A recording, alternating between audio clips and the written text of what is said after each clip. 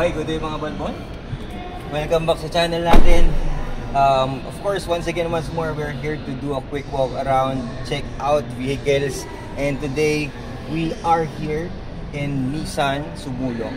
And today, we will be checking out this Nissan Kicks.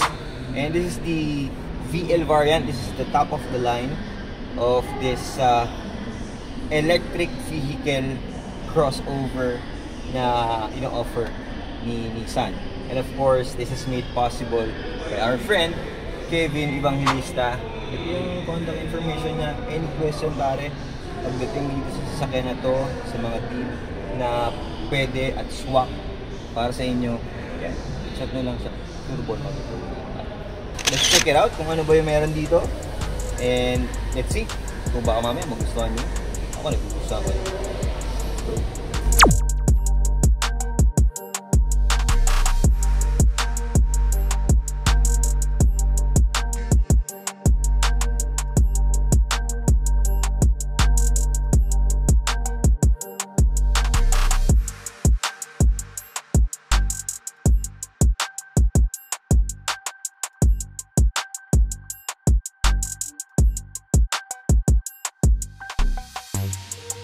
Alright, so let's start this with discussing kung paano to talaga tumatakbo. Kung bakit siya tinawag na e-power, bakit siya naging e-vehicle.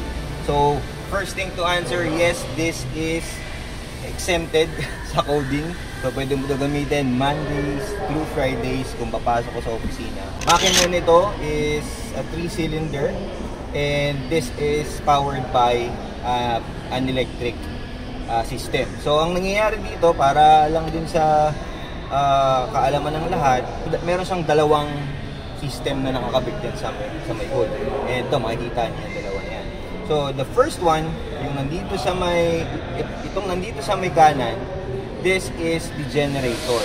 So, ito yung nag-generate ng power using the gasoline that you will fill up yung tank. So, yung tank nito is around it's around the normal size tank of vehicle, around 40 liters. So that gas will power the generator so that it can charge the battery. So the battery naman na nandito sa ilalim, which is lithium ion, dito may battery dito, is powering the engine itself, kung ano yung nagda-drive dun sa gulong sa harapan. So that is the simplest way that I can explain it.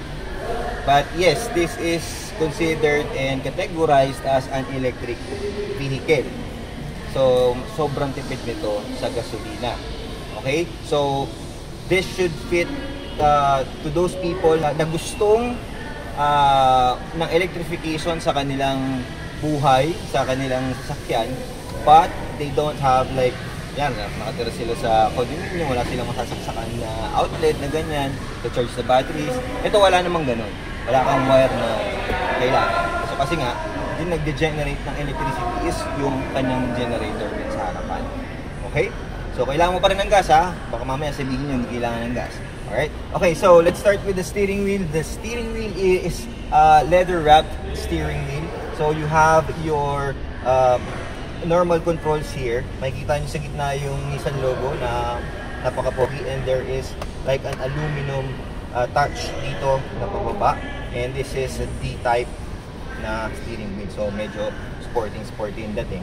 Meron kang cruise control there, infotainment system control nandyan sa left side, so that's good. So the steering is adjustable up and down and telescopic, ano? So madaling ma-adjust yung driving position, and then manual naman din dito sa iyong seats. So the seats are also leather, zero gravity seats, so I'm very sure this is very comfortable if you're driving in a long drive or in the city. Sigurado magiging komportable ka dito. Leather din itong center console mo, meron kang center armrest dito na merong storage, and meron ka din storage dito. I think there's a cup holder here, dalawa. So pati dito sa kabila, dito sa side naman na to sa pintuan, actually itong part na to, yung pinapatungan ko ng siko is leather. So komportable. Alright? So, controls mo ng window, and merong yung air vents mo na, bilog yung air vents mo dito. Yan. And meron kang traction control. And then meron ka pang adjustment ng ilaw. Meron ka ding maliit na storage dito sa gilid. Ibabaw is plastic. Nandito yung air vents mo sa gitna. Nandito rin yung hazard mo. So, ang ganda ng design ng aircon sa gitna. Slim lang siya. Mahaba. So, that's good. Tapos, you have your 8-inch infotainment system here na dito mo makikita yung around view monitor ito. So may 360 camera kasi ito itong VL. So kung hindi ka good din to sa mga hindi pa masyadong sanay mag-drive, ganda yung visibility. Hindi ka makapag-park sa kasahan, yan. So yan, maganda yung feel ng kanyang mga button. Similar with this automatic climate control system na Nissan is well known on having a quality air conditioning system. Now, hindi lang yung mismong nagpapalamig, pati yung mismong mga knobs niya. Ano, ganda ng feel. Hindi siya cheap sa pakaramdam. So that's good. Meron ka ditong storage. Unfortunately, hindi daw to wireless charging, pero okay lang.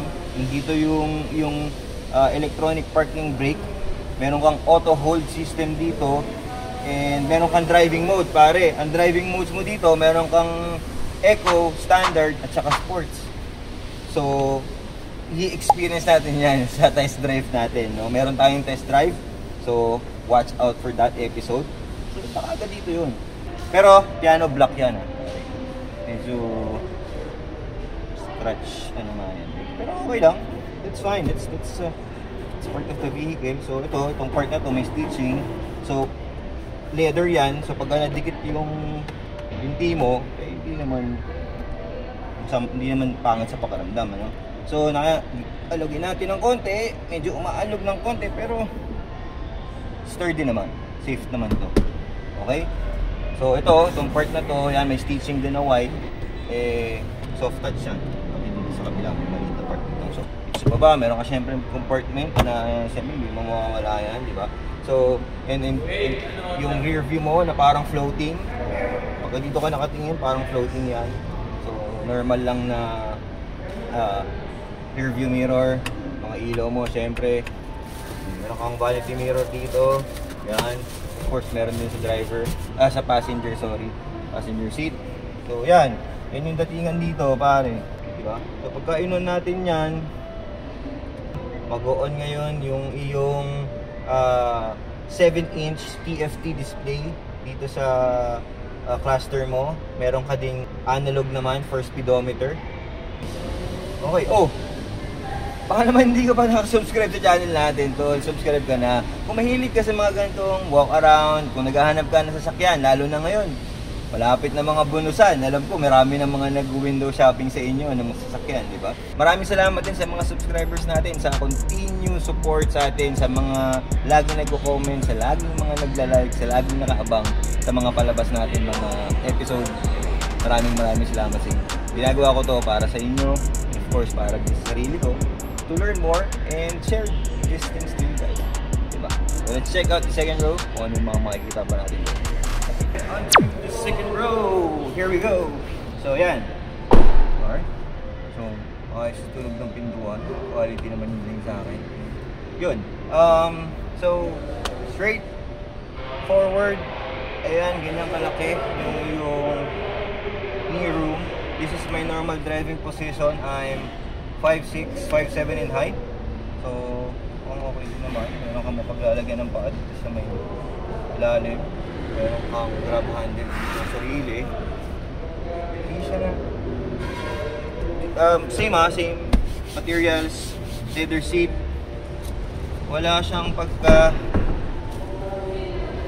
recline, hindi mo siya pwedeng isandal pa, pero yan, ganyan yung sitting position mo dito. Wala kang center armrest, pero meron ka namang dalawang USB charging ports dito sa may likod. So yung mga bata, makapag-charge ka agad kung nasa biyahe ka or nasa traffic. So, yan, malambot din yung padding dito sa Seiko. So, that's good. Yan, ganito lang. Wala namang ibang toys dito. So, yan, ganito lang yung magiging position mo dito. So, but meron siyang center tunnel So, pag nilipat ka dito sa gitna, yan, nakaganyan ka. Ganyan pwesto mo dito sa gitna. Tatlo? Pwede. Pwede naman tatlo. Pwede. Pero medyo sige ng konti. Pero, apat na tao. Siya, dalawa, tatlo. Apat. And then, siguro, babe, bata. Saka, siya. Pwede naman. Pero yan, yan ang ma-offer sa'yo. You have seatbelts here. So, yan. Makita natin ito sa likod. Okay? E, tignan natin yung boot space kung ano yung mga pwede nating mailagay dun sa likod. Let's go. Okay. So, if you will check out the rear of this. So, ayan, makikita mo po, pure LED yan, pare. Yan. So, you have your Kicks badging there. Ganda din nung logo ng Nissan dito sa likod na bilog. Tapos may wiper ka dyan. Ayan, meron kang shark's fin na antena. Meron ka ding stoplight dito sa ibabaw. Then of course, di pwedeng mawala ang e-power na emblem dyan sa may gilid. So ayan, makikita ka agad ng mga enforcer. Uy, e-power yun. Hindi natin pwede huliin yun.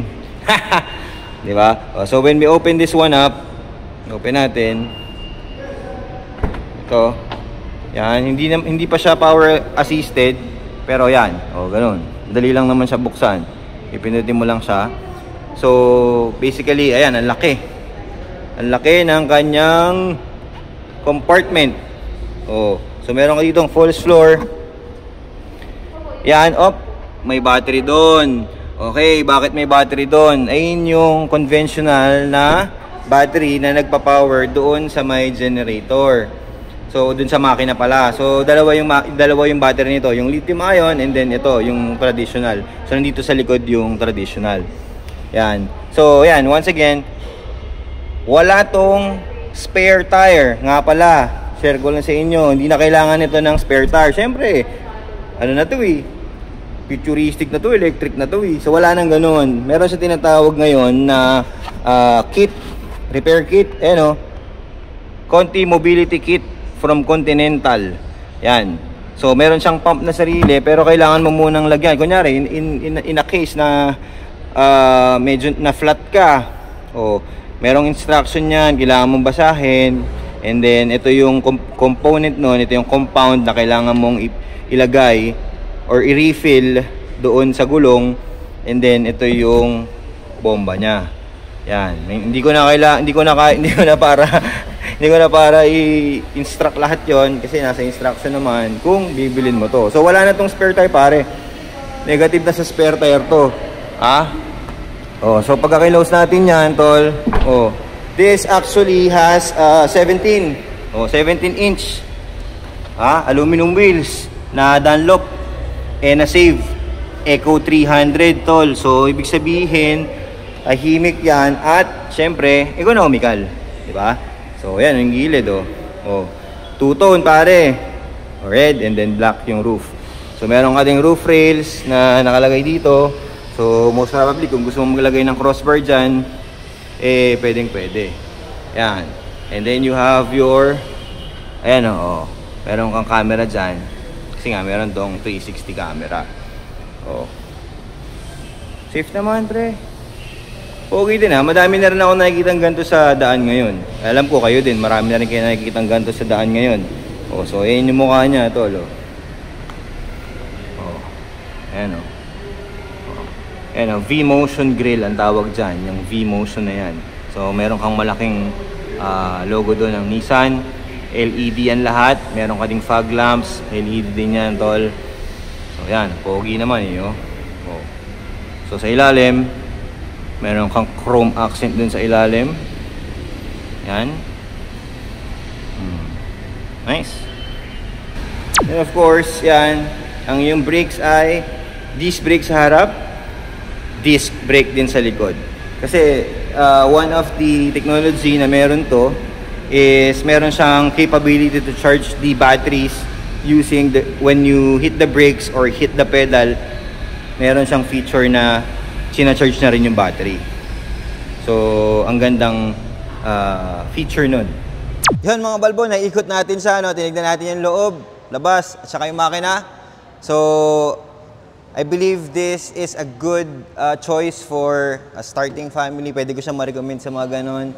Sabihin natin 3-member family to 4-member family. Pwedeng-pwede to, no? And tipid siya. Ayun yung number 1 na consideration, syempre, na sa pagbili natin.